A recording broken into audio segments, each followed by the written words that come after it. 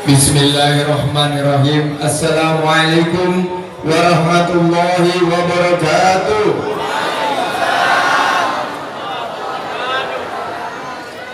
Alhamdulillah, alhamdulillahirabbil alamin.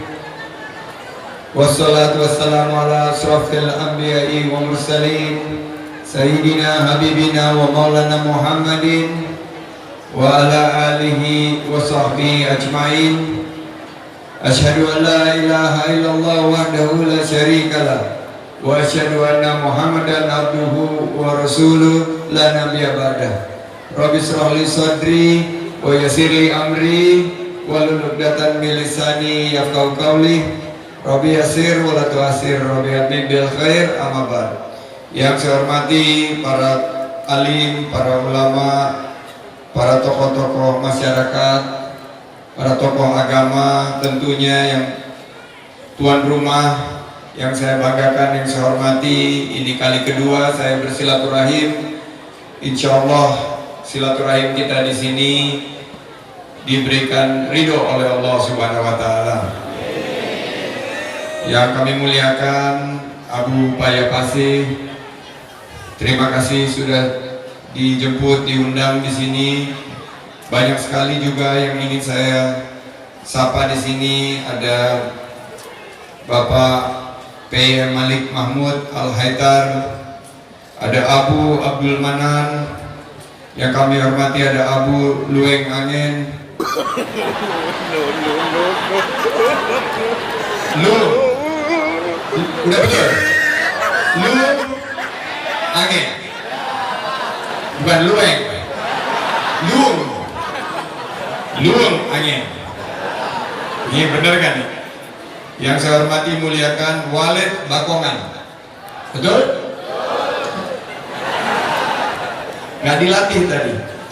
Yang mulia para wali Nanggro Aceh, para sesepuh, seluruh ulama Aceh yang hadir, yang saya banggakan, yang saya hormati.